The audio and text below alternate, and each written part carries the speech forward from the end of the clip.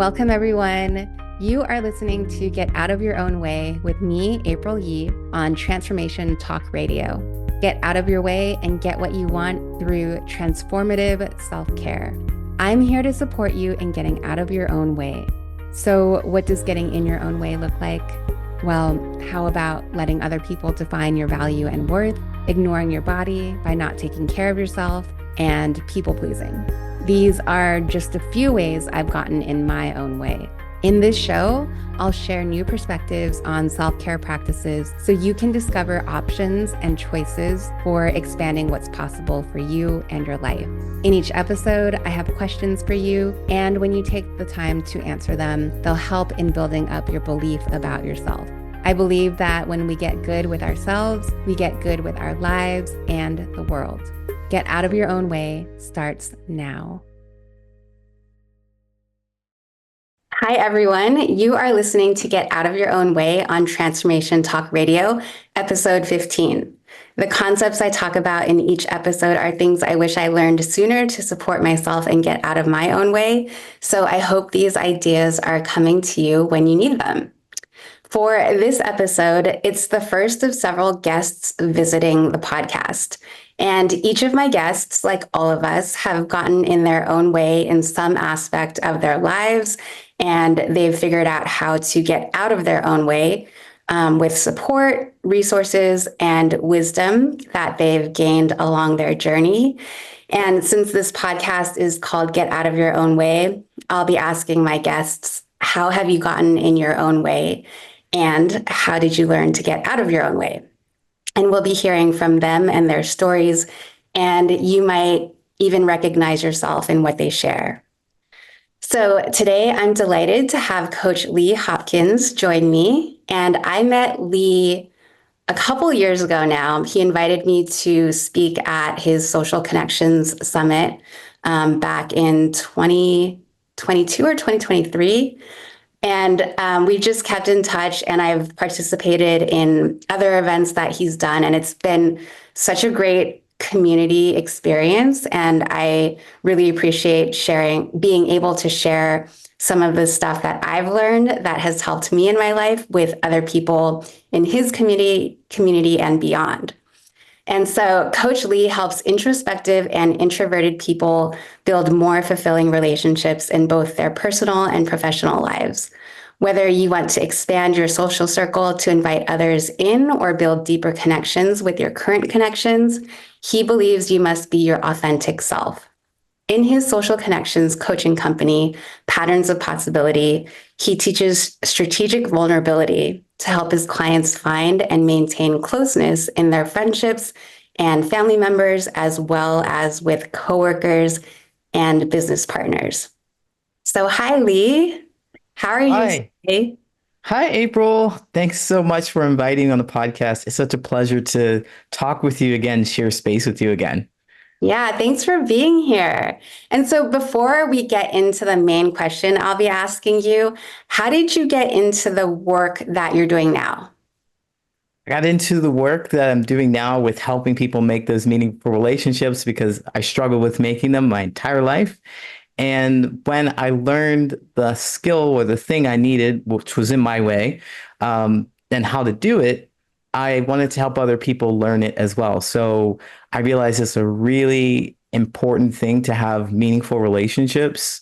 And I realized there are a lot of people who just couldn't do it. So when I went out into the world to try to create those relationships for myself, I ran into people who didn't know how to do the thing. So I thought, well, let me show people what I've learned, and then they can make those connections. It'll be easier for me to make connections.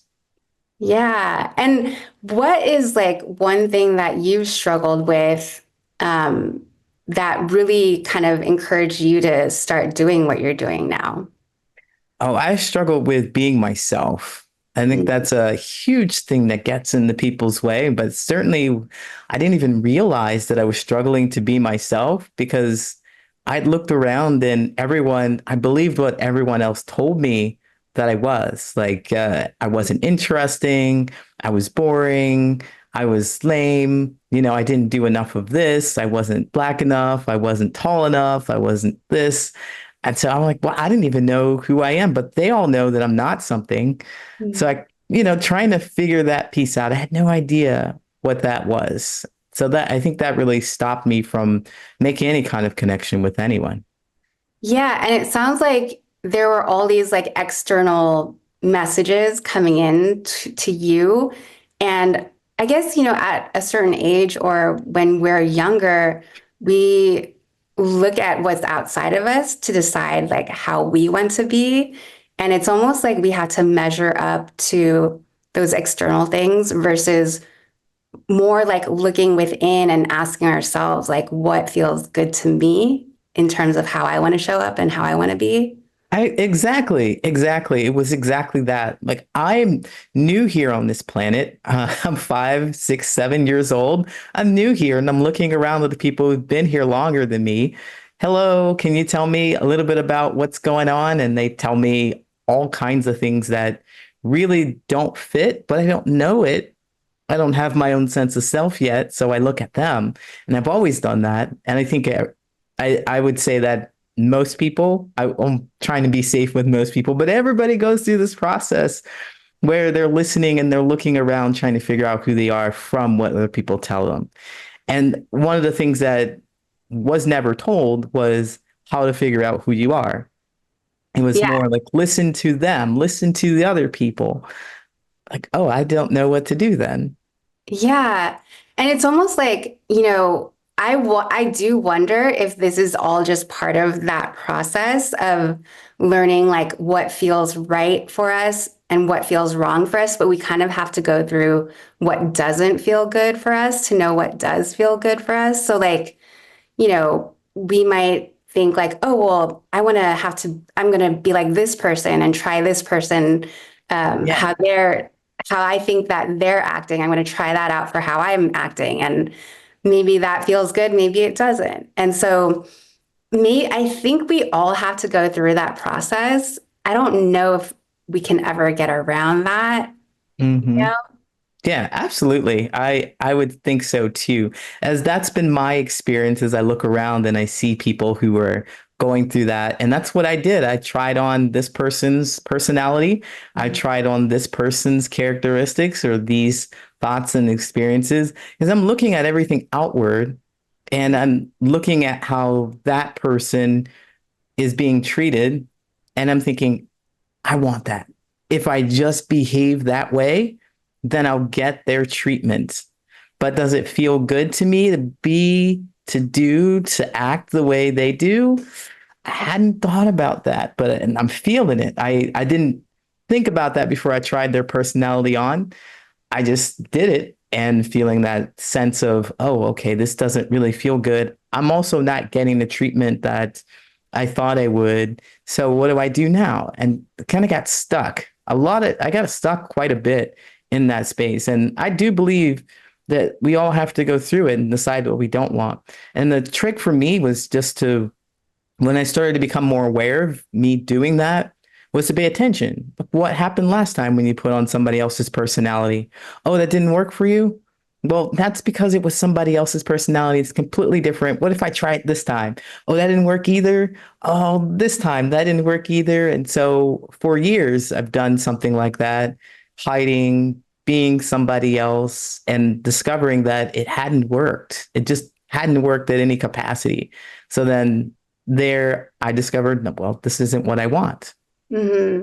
And like, what was when you were going through that, like trying on different things and finding out that it didn't work, like, what were kind of the feelings that you were going through? Was it painful to go through that process for you?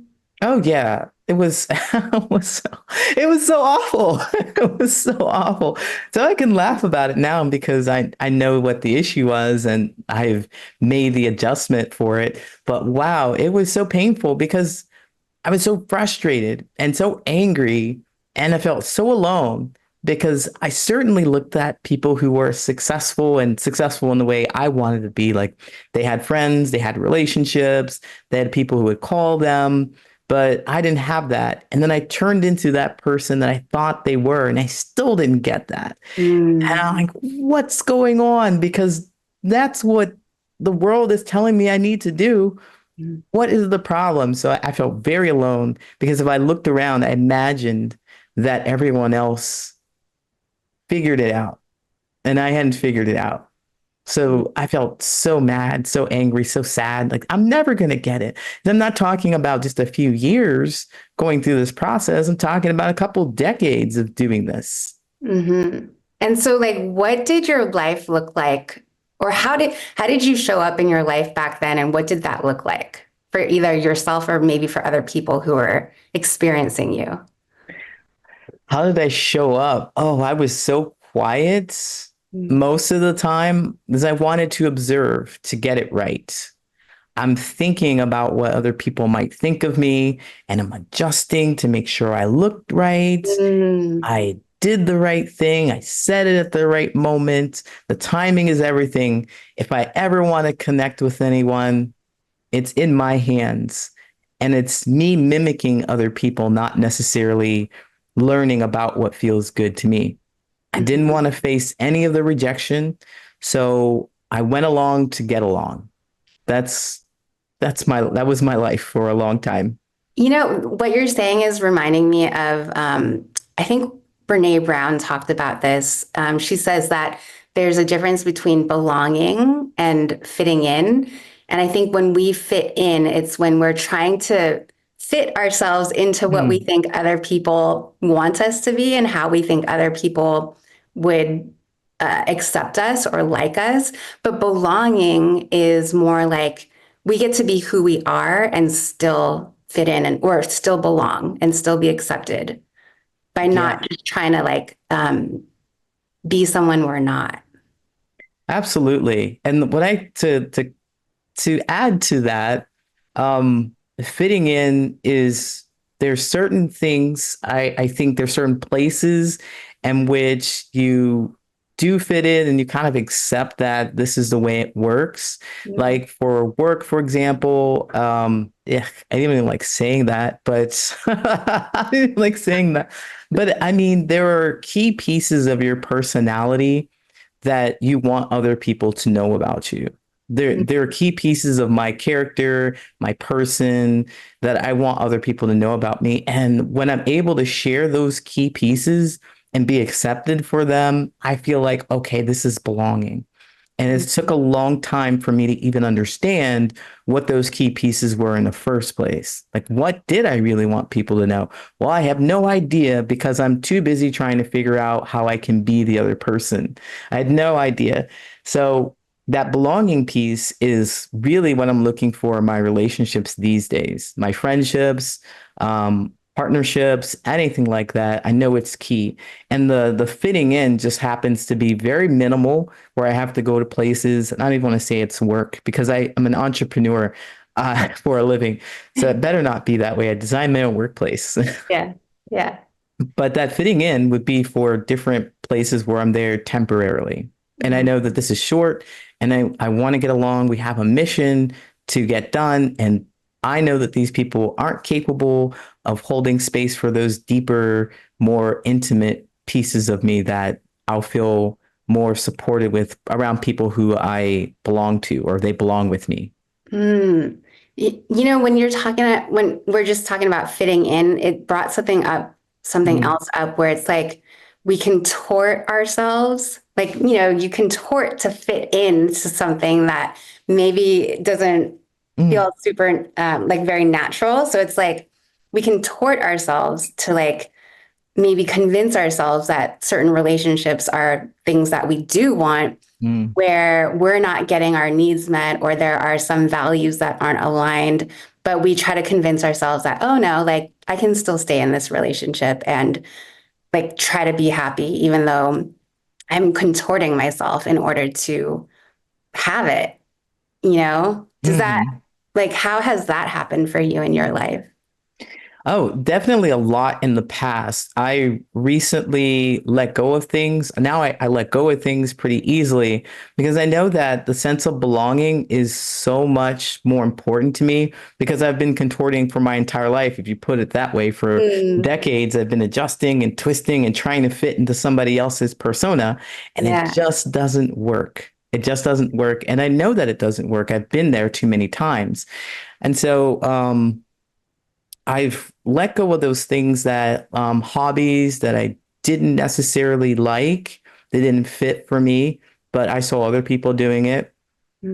Activities like, oh yeah, I like to go to concerts. I love it. No, I don't. I would never do that. I would never do that if you hadn't invited me. I'm not looking to do those things. Mm. So it's little things like that that show up that I didn't know that I didn't want, but I contorted myself because I'm thinking that's what other people do. That's what other people do. And so how did you finally figure out like what were the things you do want to share with people? What do you want people to know about you? How did you, if you didn't feel acceptance for those parts of you before, like how did you find acceptance for those parts? Well, I know you've heard this before, April. Everybody's heard it, and it's probably super cliche, but it's true. You have to love yourself first. Oh, Mm. I said it. You have to love yourself first. So, how did I do that? Well, I dated someone who I was really doing the contortionist thing for, and we were having problems in our relationship. And they said to me, Lee, you're the problem. Mm. You need to go to therapy. And I was like, I guess I am. I had no sense of self. So I went to therapy. And in the therapy, I learned about my own feelings. I learned that I had feelings. That Yeah. was so interesting to me to learn that I actually had feelings. But more interesting was that other people had feelings, and learning how to connect with those things. So because I learned that I had feelings, I learned to tune into them and pay more attention to them. And so when I did that, I started to realize that there are some things that I do that are fun and I like that feel joyful to me. Mhm. And I was like, wow, I didn't even really pay attention to that. I was too busy feeling angry because I'm not fitting in. I was too busy feeling angry because I was contorting and adjusting to be in somebody else's relationship or to be with some people that really didn't know me. So when I discovered that I have feelings, I went out into the world and I tried different things. I tried different things. And by the way, that relationship with my that partner that told me to go to therapy, it ended because they were right. I did need to learn about my feelings, but it didn't work out the way they expected it to work out. It didn't. I gained a sense of self and I discovered that there were a lot of things in my relationship that I didn't like and I didn't want. And I didn't notice that before. I just thought people were just upset or just they have a minimum level of um, just discomfort. And that's how relationships are supposed to be. And I thought that too. But then I started to feel, oh, there's joy when I'm not hanging out with them. Wow. Wow. There's joy when I'm doing things on my own. So I went to discover and just try a lot of things. And I'll tell you really quick, it was difficult after that relationship. I must have been it was in my early 30s where I started to really discover more about myself. And after that relationship ended, I remember going to the grocery store trying to figure out what bread I wanted. Mm. And there's so many. There were Yeah. so many loaves of bread and so many varieties. And I was just, it's a simple decision based on something that would feel good to me, but I had so much difficulty making it. And Mhm. it's not an easy process to unlearn and to rediscover or to discover yourself. So I went through that process of just trying things and seeing what I liked. Yeah. That I can totally relate to that because a lot of my clients, they're like, well, I don't know what I want because I'm used to knowing what everyone else wants and just like agreeing with what they want. So it feels weird to like decide what I really want. Absolutely. It was weird. And then what if I get it wrong? Well, who's going to be mad at me? I don't want to disappoint myself. What? And then you get locked in. I got locked in this idea of making different choices and which choices. And then there's that burnout and decision fatigue and so much to unpack and discover when learning yourself. Yeah. And so now for you, do you think you've gotten out of your own way or where are you in that process of being um like your authentic self and feeling a sense of belonging in your relationships? Well, I tell you what, it's a lot easier for me to make a decision about which bread to get, for sure.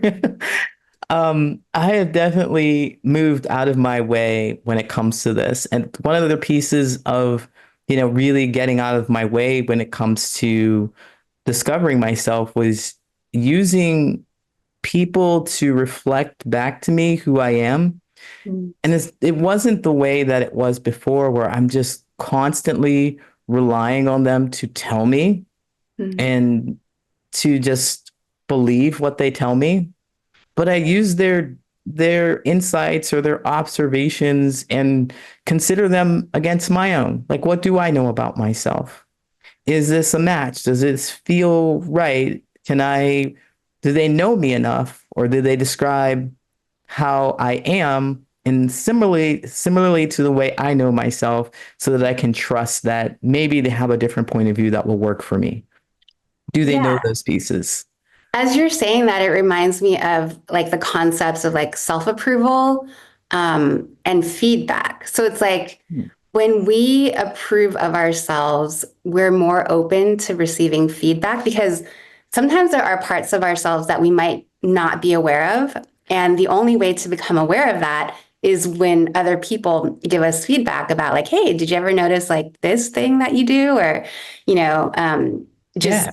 things like that. And I know that when we're seeking approval from other people or externally, we might see that feedback as being really destructive to ourselves or like just feeling really bad because we're like, oh my God, like I didn't know that about myself. And like I don't have enough like of a solid foundation to take that in. It's almost like we can allow feedback to destroy us in some way. But when Mhm. we do have that solid foundation where we do approve of ourselves, we're like, okay, like I can hear what someone's saying and decide like what pieces or what parts of that I want to like take in and maybe make adjustments to if I want. Absolutely. I love that. I love that because it's exactly what I'm describing, and it's so clear when you say it. I like to know how people are experiencing me. Mm. I really do. I want that information, but their whole opinion of me won't destroy my self-confidence, or whatever they realize about me won't destroy my self-confidence. It's really good information for me to consider. That's how I treat it now, instead of when I was really stuck trying to figure out who to be and how to show up for others.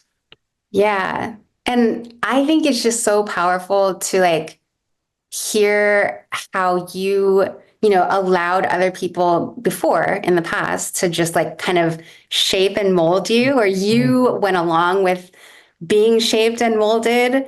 And now you've gone through that process and you've kind of let go of some of those things that you thought you needed to be for other people. And you're like shaping and molding yourself. Yeah, I am. I'm doing my own dance, I suppose. I'm Yeah. moving the way I want to move, and it's worked to create those relationships that I've wanted. So when people come into my life these days, I have really strong boundaries and a very strong sense Mm, of self. So when people come into my life, I tell them who I am and how I'm going to be, and allow them to figure out if that's what they want for themselves. And yeah. if they do, then it's great, fantastic. Then we can have a great connection. But no longer do I just crumble and try to adjust and say, wait, please don't leave. Yeah. Um, my life is so different now. Yeah. And I'm just curious, like, what kind of support did well, you mentioned therapy. That's huge. Like, I know Therapy. therapy was one of the most empowering things that I've ever done for myself. So Mhm. it sounds like therapy has been one of your main supports and resources. Was there anything else that you like learned along the way that helped you to get to this point now? Anything else that I've learned is, well, I've learned that to really, that's happening to the feelings was the biggest piece. Because Mm, anytime I got scared to share my feelings with somebody, because I know that that's the key to creating those relationships, being your authentic self, being vulnerable, opening up. Anytime I got scared about sharing my feelings because the past has told me that's a bad thing, never do that, people will leave you. I remembered, well, in the past, I didn't share my feelings, and that was really awful. So Mhm. anytime I felt like if I do share my feelings, this relationship, whatever relationship that I was in, friends, family, business, coworkers, whatever it is, if I do share my feelings and the relationship falls apart, then that's a good thing. It's Mm, okay. It's okay. So that was one of the big things, is to really tap into that feeling of, well, the past is a really good lesson. I felt awful without doing it. I know what it feels like to keep inside of my head, mhm. to not share, and I don't want to recreate that feeling. Yeah, that makes so much sense because now you're getting to be who you really are. And if people around you don't, instead of a false version of who you are that people liked, it's like they weren't even liking who you were. They liked this false version. And now you Right. present your real, true self. And if they like it, that's great. If they don't, then that's not your people. Right, exactly. And that's exactly what I teach my clients. That whole process, the skill to do so. It took me a few decades to get through that and to understand it, but now I teach people to do it in my coaching program, and it doesn't take decades. Yeah. Well, speaking of your coaching program, is there anything else that you want to share with people about what we've just talked about? Otherwise, I'm going to ask you to share how people can connect with you and get in contact with you. Well, on the top of my head, I just want to say loving yourself is right. There's just some details about getting to that experience, and actually loving yourself is what you may not know. If you're struggling with this, you may not know exactly how to go through the steps because you're busy looking at what other people are doing, and they're not telling you the how it gets done. Hmm, got it. Okay. And so, how can people connect with you, stay connected with you, get to know you more?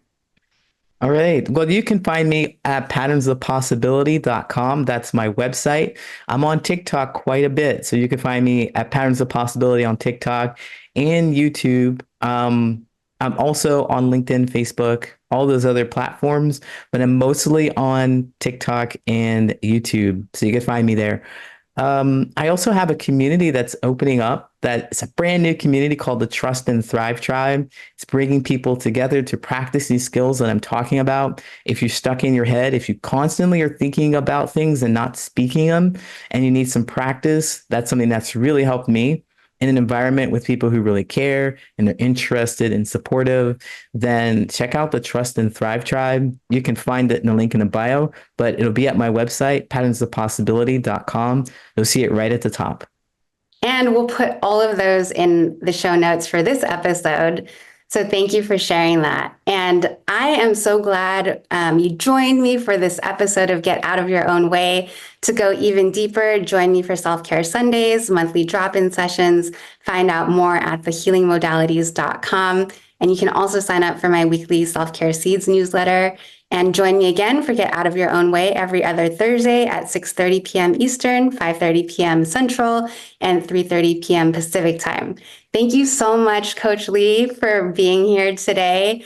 And next time on Get Out of Your Own Way, I'll be interviewing someone else, and we'll be hearing how they have learned to get out of their own way. So until next time, have a great week, and I'll talk to you soon.